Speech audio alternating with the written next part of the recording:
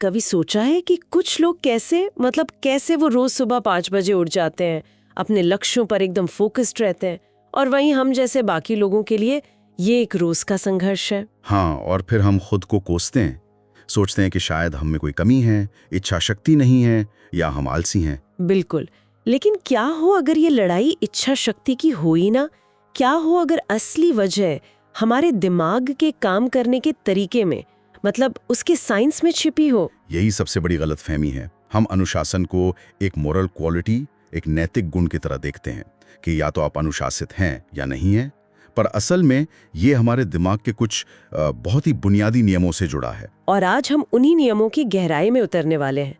हमारे पास एक वीडियो का ट्रांसक्रिप्ट है जो अनुशासन के लिए दिमाग के 6 शक्तिशाली नियमों की बात करता है, और उसका मेन आइडिया यही है कि अनुशासन कोई जादू नहीं बल्कि ब्रेन साइंस का खेल है। बिल्कुल। तो आज ही नहीं समझेंगे कि हमारा दिमाग इनाम, दर्द और माहौल के आधार पर फैसले कैसे लेता है, और कैसे हम इन नियमों का इस्तेमाल करके अनुशासन को एक संघर्ष की बजाय अपनी आदत बना सकते हैं। शुरू करें फिर? जरूर। चलिए, तो पहला नियम है भविष्यवाणी का सिद्धांत, मतलब द प्रिडिक्टेबिलिटी प्रिंसिपल। सोर्स कहता है कि हमारे दिमाग को अनिश्चितता, अनसर्टेनिटी पसंद नहीं है। उसे सब कुछ साफ साफ चाहिए, एक रूटीन चाहिए। और जब दिन बिना किसी प्लान के शुरू होता है तो दिमाग सबसे आसान रास्ता चुनता है, यानी आराम। बिल्कुल। इसमें डिसीजन फटीग का भी जिक्र है। ये शब्द मैंने कई बार सुना है, पर असल में इसका मतलब क्या है? ये बहुत ही दिलचस्प कॉन्सेप्ट है। आप सोचिए, सुबह उठते ही आपको कितने फैसले लेने पड़ते हैं? बहुत सारे। स्नूज दबाऊं या नहीं, कौन से कपड़े पहनूं, नाश्ते में क्या खाऊं, पहले कौन सा ईमेल देखूं। ये हर छोटा फैसला आपकी मानसिक ऊर्जा का एक छोटा सा हिस्सा खर्च करता है। अच्छा, डिसीजन फटीग का मतलब है कि दिन के अंत तक ये ऊर्जा लगभग खत्म हो जाती है, और फिर जब बड़े फैसलों की बारी आती है, जैसे जिम जाना है या उस मुश्किल प्रोजेक्ट पर काम करना है, तो दिमाग में कोई ताकत ही नहीं बचती। एग्जैक्टली, आपके पास विल पावर बचती ही नहीं है। अच्छा, तो इसका मतलब ये है कि जो सफल लोग हर दिन एक जैसा रूटीन फॉलो करते हैं, वो बोरिंग नहीं है, बल्कि वो अपनी मेंटल एनर्जी बचा रहे हैं। बिल्कुल सही।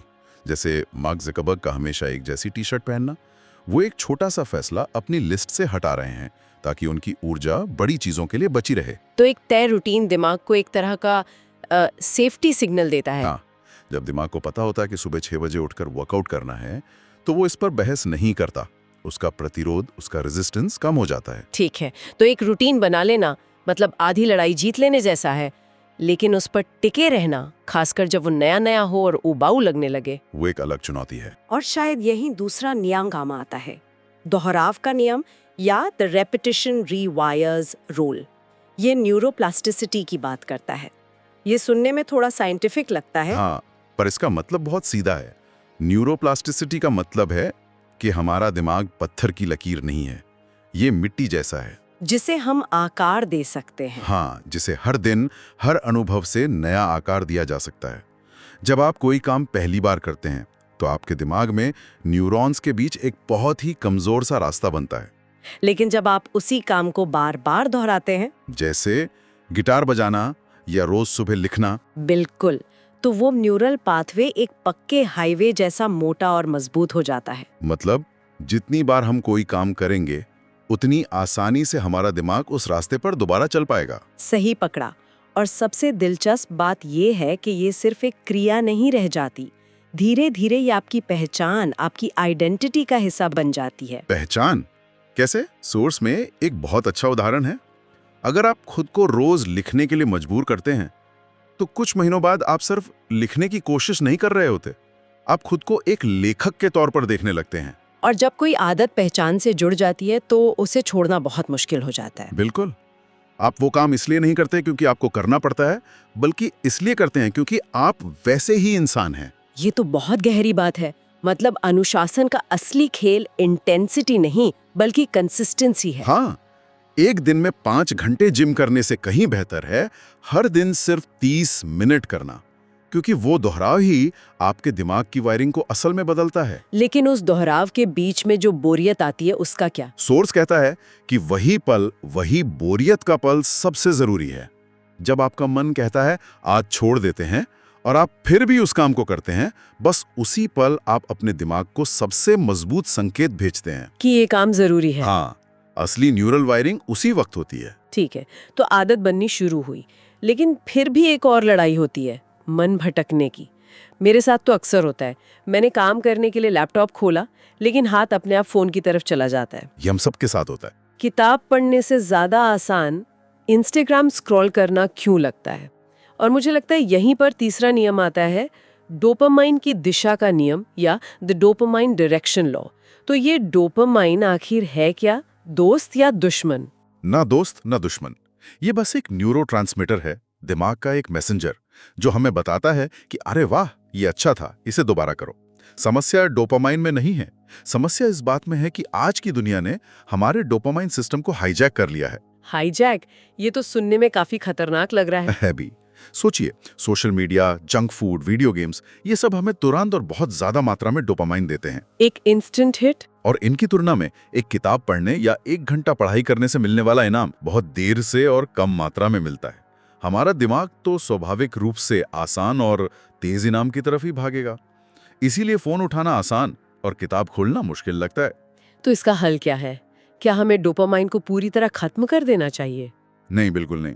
सोर्स के मुताबिक हमें डोपामाइन को खत्म नहीं करना, बल्कि उसे रीडायरेक्ट करना है, उसे फिर से ट्रेन करना है।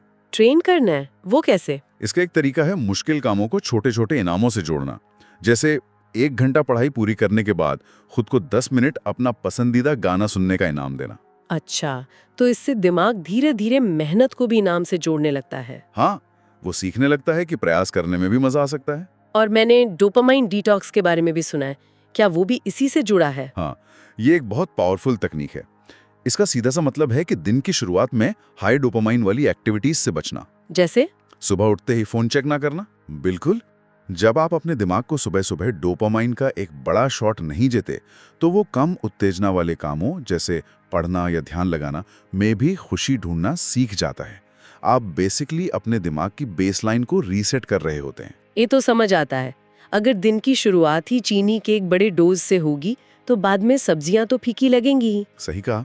लेकिन इन सब नियमों के बावजूद कुछ दिन ऐसे होते हैं जब कुछ भी करने की हिम्मत ही नहीं होती। ऐसा लगता है जैसे सारी इच्छा शक्ति, सारी विल पावर खत्म हो गई हो। हाँ, वो दिन सबसे मुश्किल होते हैं। और यहीं पर चौथा नियम मुझे बहुत दिलचस्प लगा, इच्छा शक्ति से पहले ऊर्जा का नियम या the energy before will power rule. ये कहता है कि हम गलत चीज पर ध्यान दे रहे हैं। बिल्कुल, हम अनुशासन को इच्छा शक्ति का खेल समझते हैं, लेकिन सोर्स बताता है कि ये असल में एनर्जी मैनेजमेंट का खेल है। हमारे दिमाग में एक हिस्सा होता है जिसे प्रीफ्रंटल कॉर्टेक्स कहते हैं। Prefrontal cortex? हाँ, ये हमारे दिमाग का सीईओ है। यही आत्मनियंत्रण, प्लानिंग और लंबे समय के लक्ष्यों के बारे में सोचने के लिए जिम्मेदार है। और इसका ऊर्जा से क्या संबंध है? इस सीईओ को काम करने के लिए बहुत ज्यादा ऊर्जा की जरूरत होती है। जब आप थके होते हैं, तनाव में होते हैं या आपने ठीक से खाया पिया ही होता, अच्छा, तो शरीर सबसे पहले इसी हिस्से की एनर्जी सप्लाई काट देता है। वो सर्वाइवल मोड में चला जाता है। इसीलिए जब आप थके होते हैं तो सलाद की जगह पिज्जा ऑर्डर करना ज्यादा आसान लगता है। एग्जैक्टली। या काम करने की बजाय नेटफ्लिक्स देखना। आपका सीईओ ऑफलाइन हो चुका है। अरे वाह, तो इसका मतलब है कि जब मैं देर रात तक जागने के बाद अगले दिन आलस करती हूँ तो मैं कमजोर नहीं हूँ, बस मेरे दिमाग के सीईओ के पास काम करने के लिए एनर्जी नहीं है। बिल्कुल, ये सोचने का पूरा नजरिया ही बदल देता है। तो अनुशासन की शुरुआत सुबह के अलार्म से नहीं, बल्कि रात में सही समय पर सोने से, सेहतमंद नाश्ता करने से और पर्याप्त पानी पीने से होती है। जब शरीर में ऊर्जा होगी तो इच्छा शक्ति अपने आप बढ़ जाएगी। ठीक है, तो हमने अपने दिमाग की वायरिंग, डोपामाइन और ऊर्जा की बात कर ली। ये सब तो हमारे अंदर की दुनिया है, लेकिन हमारे आसपास की दुनिया का क्या? उसका भी तो असर पड़ता होगा। बहुत ज्यादा। और यही पर 5वां नियम आता है, माहौल के डिजाइन का सिद्धांत या द एनवायरनमेंट डिजाइन प्रिंसिपल। ये कहता है कि हमारा व्यवहार हमारे माहौल से तय होता है। ये एक बहुत ही प्रैक्टिकल और शक्तिशाली नियम है। इसका मूल विचार ये है कि अपनी इच्छा शक्ति से लड़ने के बजाय एक ऐसा माहौल बनाओ जहां सही काम करना आसान और गलत काम करना मुश्किल हो जाए। इसे सोर्स में फ्रिक्शन या घर्षण के कॉन्सेप्ट से समझाया गया है। हाँ, फ्रिक्शन मतलब रुकावट। अच्छी आदतों के लिए फ्रिक्शन कम करो और बुरी आदतों के लिए फ्रिक्शन बढ़ा दो। बिल्कुल। उदाहरण के लिए, अगर आप रोज सुबह दौड़ने जाना चाहते हैं तो रात में ही अपने जूते और कपड़े निकाल कर रख लें। इससे सुबह उठकर तैयार होने का फ्रिक्शन कम हो गया। और वहीं अगर आप रात में स्नैक्स खाना कम करना चाहते हैं तो किचन से सारे जंक फूड हटा दें। अब कुछ खाने के लिए आपको या तो बाहर जाना पड़ेगा या कुछ बनाना पड़ेगा। ये एक बड़ा फ्रिक्शन है। ये तो सीधे सीधे तीसरे नियम मतलब डोपामाइन वाले नियम से जुड़ता है। अगर फोन सामने नहीं होगा तो तुरंत डोपामाइन पाने का सबसे आसान तरीका ही खत्म हो जाएगा। बिल्कुल सही। मैंने एक बार अपने फोन से सारी सोशल मीडिया ऐप्स हटाकर सिर्फ ब्राउजर से इस्तेमाल करना शुरू किया था। सिर्फ वो एक छोटा सा फ्रिक्शन जोड़ने से मेरा स्क्रीन टाइम आधा हो गया था। ये तो कमाल का आइडिया है। और ये सिद्धांत सिर्फ हमारे फिजिकल माहौल पर ही लागू नहीं होता, ये हमारे डिजिटल माहौल जैसे फोन की होम स्क्रीन को साफ रखना, नोटिफिकेशंस बंद करना और हमारे सामाजिक माहौल पर भी लागू होता है। हाँ, जिन लोगों के साथ आप समय बिताते हैं उनकी आदतें और लक्ष्य भी आपको प्रभावित करते हैं। ठीक है, तो मैंने अपनी एनर्जी मैनेज कर ली, माहौल भी डिजाइन कर लिया, लेकिन जब उस नए मुश्किल काम को शुरू करने की बारी आती है तो एक अजीब सी असुविधा होती है, एक तरह का मानसिक दर्द। हाँ, और यहीं पर हमारा आखिरी और छठा नियम आता है, दर्द अनुकूलन का नियम या द पेन एडेप्टेशन लॉ। ये कहता है कि ये दर्द स्वाभाविक है। हाँ, और ये समझना बहुत जरूरी है। जब भी हम अपने कंफर्ट जोन से बाहर कुछ नया करते हैं, चाहे वो ठंडे पानी से नहाना हो, कोई नया स्किल सीखना हो या सुबह जल्दी उठना हो, हमारा दिमाग इसे एक खतरे के रूप में देखता है और प्रतिरोध करता है। ये असुविधा कमजोरी की निशानी नहीं है, ये सिर्फ एक संकेत है कि आप ग्रो कर रहे हैं, आप विकास कर रहे हैं। लेकिन अगर ये असुविधा हमेशा बनी रहे तो कोई कैसे टिकेगा? सोर्स कहता है कि ये दर्द स्थायी नहीं होता। इसका क्या मतलब है? इसका मतलब है कि हमारा दिमाग नई बेसलाइन सेट करने में माहिर है। इसे कंट्रोल्ड डिस्कम्फर्ट या नियंत्रित असुविधा के प्रति अनुकूलन कहते हैं। जिस काम में आज दर्द हो रहा है, अगर आप उसे लगातार करते रहें तो कुछ समय बाद वही काम आपका नया नॉर्मल बन जाता है। जैसे पहले दिन जिम जाने में जो दर्द होता है, 1 महीने बाद उसी में मजा आने लगता है। शरीर और दिमाग दोनों उस नए स्तर के तनाव के आदी हो जाते हैं। लेकिन उस शुरुआती दर्द से कैसे निपटें? कई बार तो काम शुरू करने का ख्याल ही इतना भारी लगता है कि हम उसे टाल देते हैं। इसके लिए सोर्स में 2 मिनट नियम का जिक्र है जो बहुत कारगर है। सिर्फ 2 मिनट? क्या उससे सच में फर्क पड़ता है? बहुत।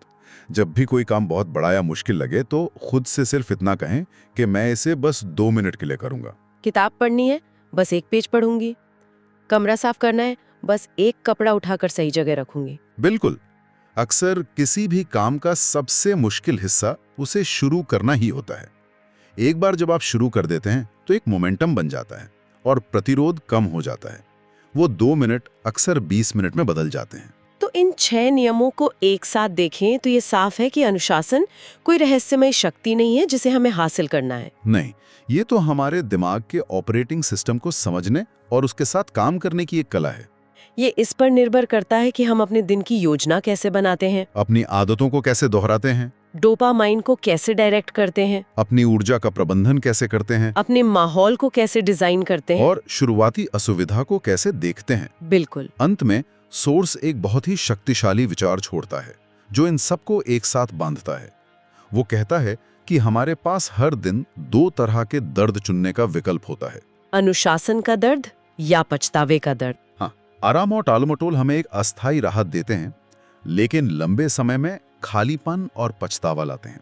वहीं नियंत्रित असुविधा या अनुशासन थोड़े समय के लिए कठिन होता है, पर लंबे समय में आत्मविश्वास और गर्व देता है। तो सोचने वाली बात यह है कि हम अपने रोज के कामों में किस अस्थायी भावना को प्राथमिकता दे रहे हैं और ये चुनाव हमारे लिए लंबे समय में कैसा नतीजा बना रहा है।